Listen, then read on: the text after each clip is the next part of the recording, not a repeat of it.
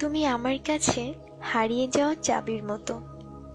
হ্যাঁ, সেটা কিন্তু জাদুর চাবি। মনের ভেতরের দরজাটা তুমি নির্দয়ের মতো বন্ধ করে রেখেছ। খুব হাসতে ইচ্ছা করে। কি বোকা তুমি! অনেকটা সময়ের জন্য আমাকে হারালে। কেন যে অযথা হারাচ্ছ বুঝি না বাবা। তুমি তো ফিরে আসবে আবার জানি। আচ্ছা, তুমি যখন খাবার খেতে বসো তখন হাতের ডান পাশে চেয়ারটার দিকে কি তাকাও না? শুনে রাখো, চেয়ারটা কিন্তু আমারই, ঠিক আগের মতো। কাউকে বসতে দিও না। আচ্ছা, এখন আমার মতো কেউ তোমাকে শাসন করে? বকে, মারে না? আমি জানি একদিন তুমি ঠিক ফিরে আসবে। অনেক কিছু অনেক সময় মনে পড়ে যায়, ভালো লাগে না। প্রথম দিক যখন প্রেম করতাম তোমাকে বুঝতে দেইনি তোমাকে কত ভালোবাসি। তখন তুমি মিরপুর 1 নম্বরে আড়ঙের উপর 7/8 এর ফ্ল্যাটটি ভাড়া করে থাকতে। আমি যখন যেতাম তুমি তখন ওপর দিয়ে তাকিয়ে অস্থির হয়ে যেতে আমাকে দেখার জন্য।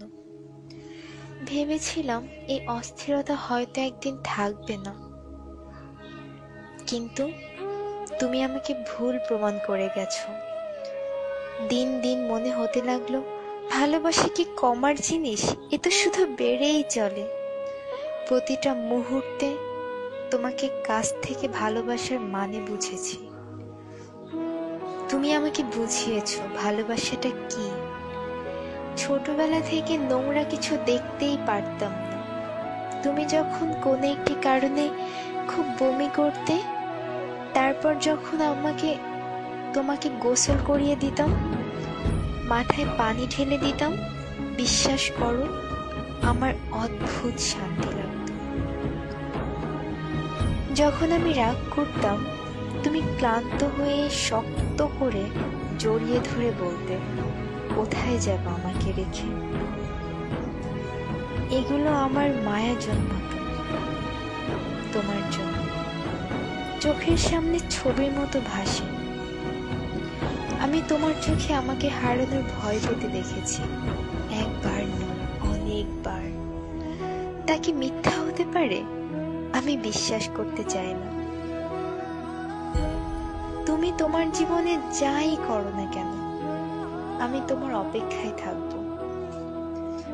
আমার জাদুর চাবিটা ঠিকই একদিন পাবো। একদিন ঘুম থেকে উঠে দেখব বালিশের কাছে খুব সুন্দর করে রাখা আছে। তখন বন্ধ মনের দরজা আবার খুলব, আবার ভালোবাসাগুলোকে সাজাবো।